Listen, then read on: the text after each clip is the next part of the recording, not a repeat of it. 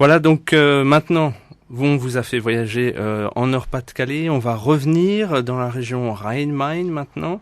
Et on va parler du grand événement qui se prépare. Donc on a déjà parlé un peu de la fête de la musique à Darmstadt dans 15 jours. Et ensuite, on aura le bal du 14 juillet. Pour la fête nationale française, il y aura un bal populaire d'organiser à Francfort.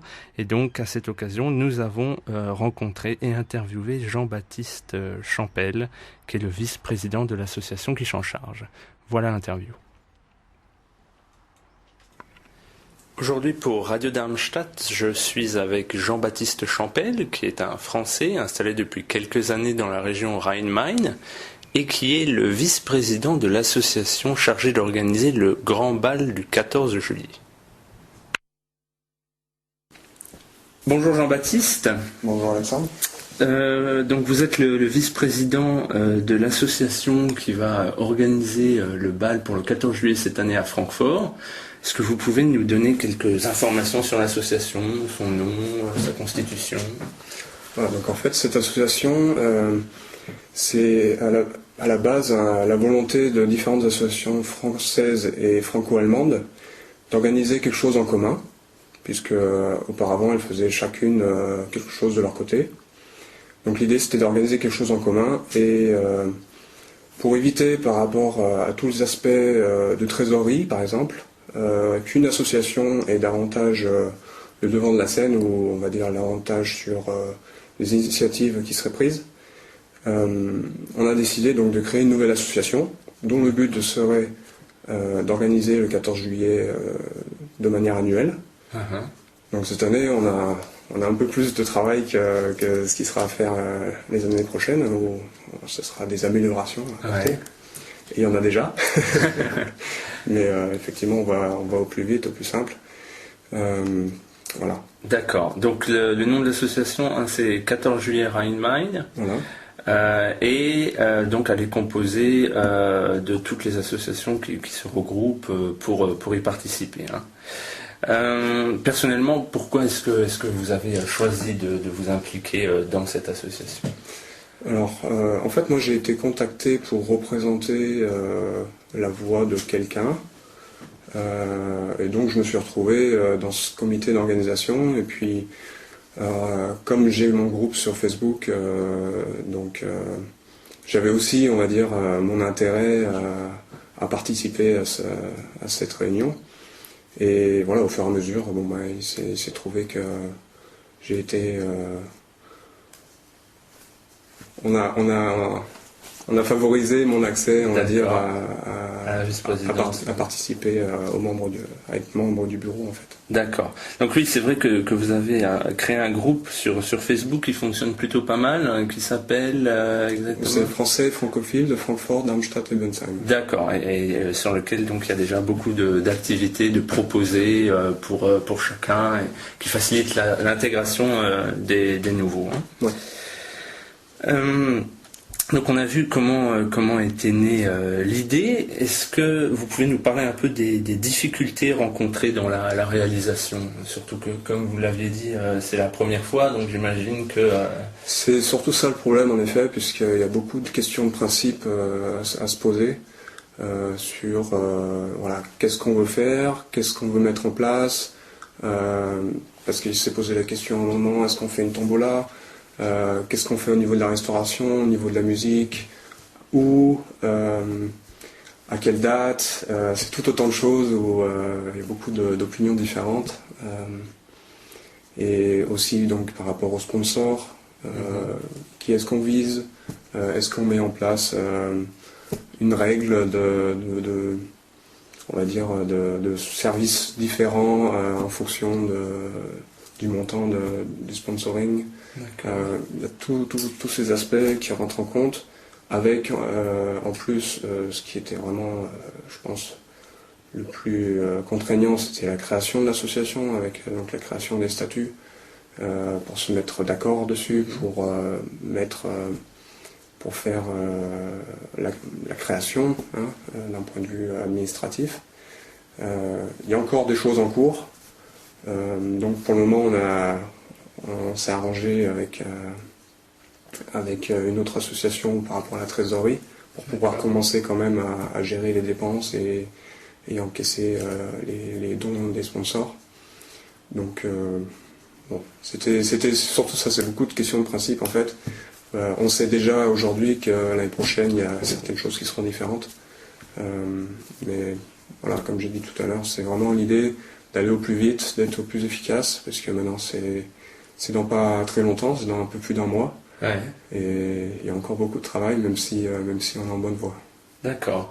Et donc tous ces sujets, toutes ces décisions, vous les prenez en vous réunissant régulièrement ou c'est beaucoup par échange de mails, de téléphone Oui, il y a une base d'une réunion mensuelle depuis le mois d'octobre, je pense que c'était la première. Je n'étais pas à la première en fait. Et puis donc il y a certaines choses, certains sujets en fait qui sont discutés par email. Et ensuite, il y a eu ces derniers temps aussi la composition de certaines équipes, où donc les gens en nombre plus restreint peuvent gérer plus facilement des échanges par email et des communications par téléphone. D'accord. Voilà, donc Okay. je pense que ça se passe bien comme ça. D'accord. Donc vous l'avez dit tout à l'heure, hein, l'association est créée pour la première fois cette année, mais elle a vocation à perdurer pour tous les 14 juillet à venir. Alors vous avez parlé des différentes difficultés rencontrées. Et alors au niveau du sponsoring, qu'est-ce que vous pouvez nous dire sur les sponsors qui se sont déjà manifestés sur Alors, les sponsors, on a vraiment voulu laisser la possibilité à tous ceux qui voulaient être représentés à cet événement. On a voulu leur laisser la possibilité d'être présents. Donc on ne s'est pas adressé à des grosses entreprises, mais vraiment à tout le monde. C'était vraiment, ça peut être des petits entrepreneurs comme des restaurateurs, psychologues ou des entreprises de taille un peu plus importante. Mais on n'a pas visé des grosses entreprises qui feraient des gros dons. Voilà, seulement on organise un bal populaire qu'on veut accessible à tous, même ceux qui ne connaissent pas les associations, qui sont juste de passage peut-être. C'est vraiment voilà, accessible à tous. Donc c'était pareil au niveau des sponsors.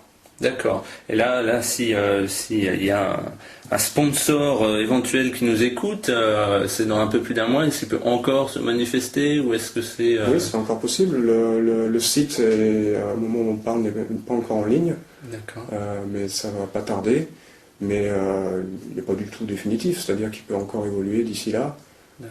Effectivement, il faut se presser maintenant, puisqu'on va aussi partir en campagne de communication. Donc, effectivement, les billets, les affiches vont être imprimés. Donc, le site peut toujours évoluer, mais bon, tout ce qui est support marketing, lui va être édité et bon, il pourra toujours avoir une seconde impression, mais les premiers éléments seront déjà. Ok.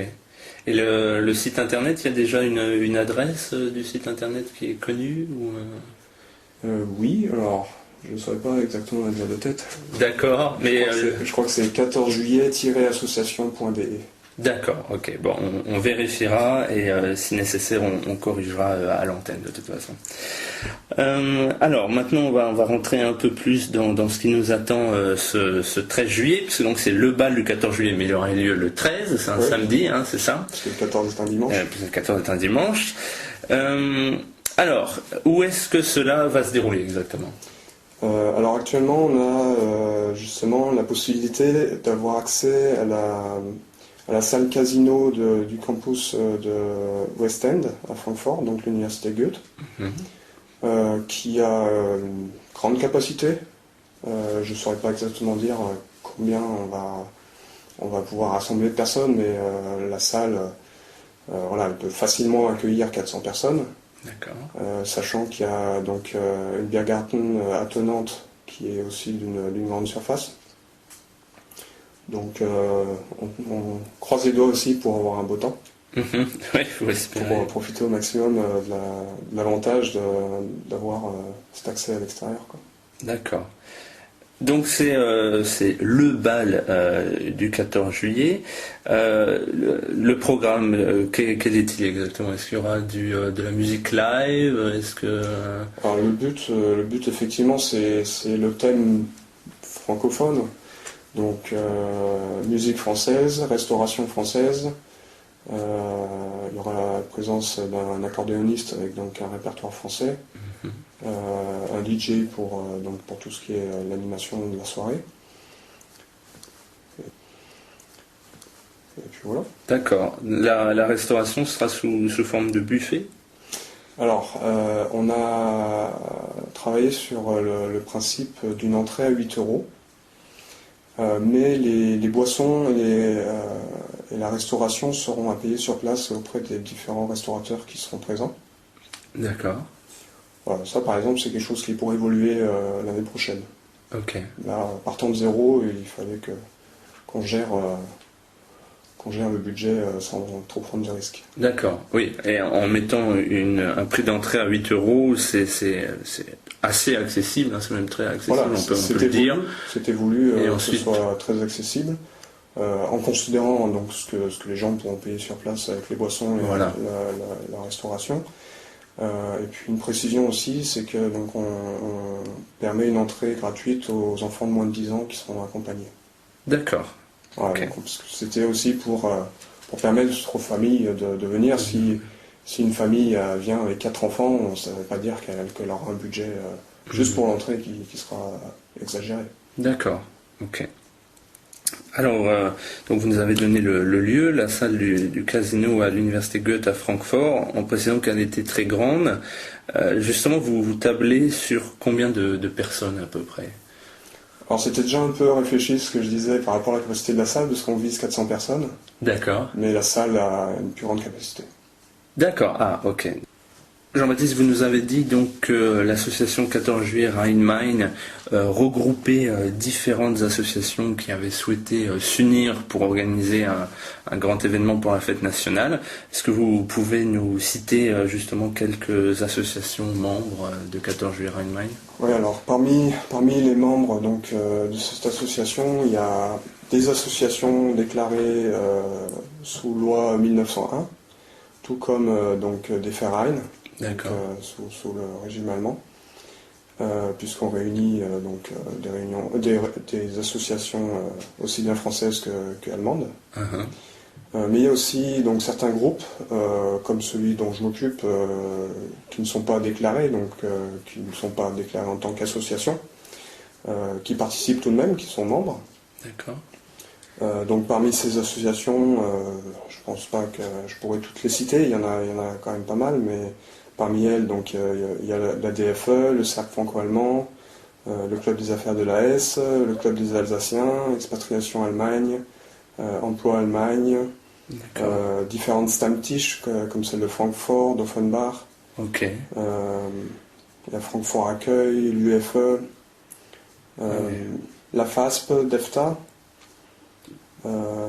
D'accord. Et donc toutes ces associations ont un membre dans l'association 14 juillet Rhein-Main. Voilà, l'association, c'est en fait les membres, ce sont des personnes morales, donc chaque association a une personne qui la représente. Vous voulez lancer un appel spécial? On a parlé beaucoup des sponsors. Est-ce que vous avez encore besoin d'autres choses pour l'organisation de ce grand bal?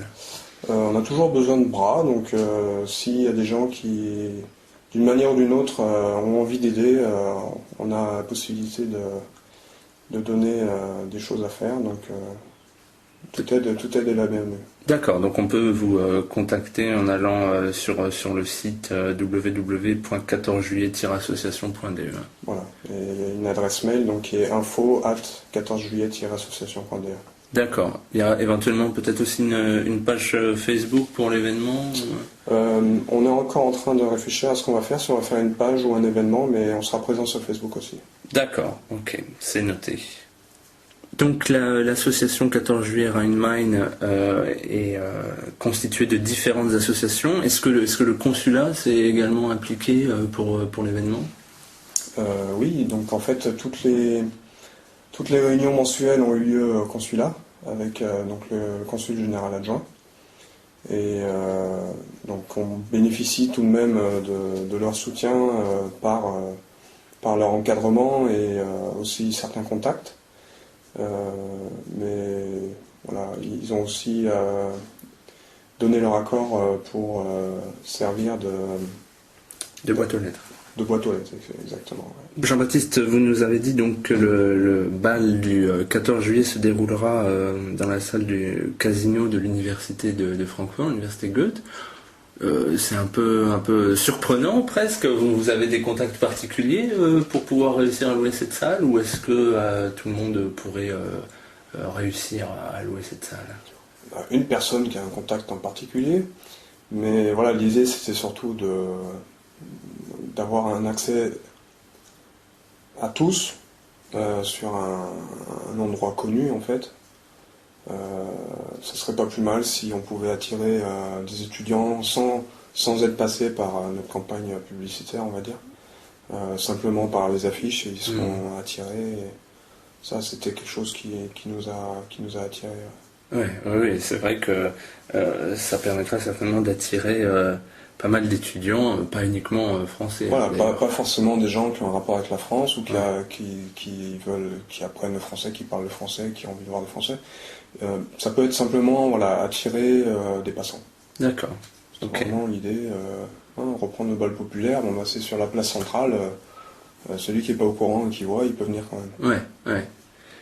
8 € donc le prix d'entrée, c'est à acheter le soir même sur place, ou on peut faire de pré-réservation, comment ça fonctionne?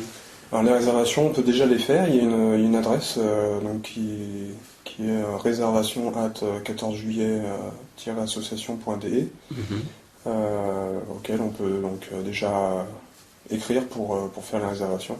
D'accord. Et le paiement, ce sera le soir même sur place? Non, on peut tout à fait encaisser. En fait, après avoir écrit à cette adresse, donc ils seront contactés par quelqu'un, donc qui donnera des coordonnées bancaires. Et puis, pour le moment, comme je vous ai expliqué tout à l'heure, on est un petit peu en train de trouver une solution au niveau comptabilité, comme l'association est encore en cours de création. D'accord. Donc, pour le moment, on a une solution provisoire. Je ne sais pas comment ça va évoluer maintenant d'ici le 13 juillet, mais au moins l'année prochaine, ça sera un peu plus simple. D'accord, ok.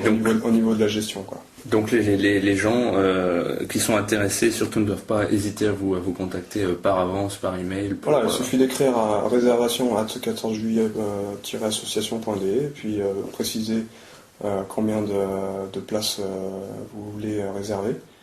Et donc vous aurez une réponse pour avoir la suite de la démarche. D'accord. Merci Jean-Baptiste.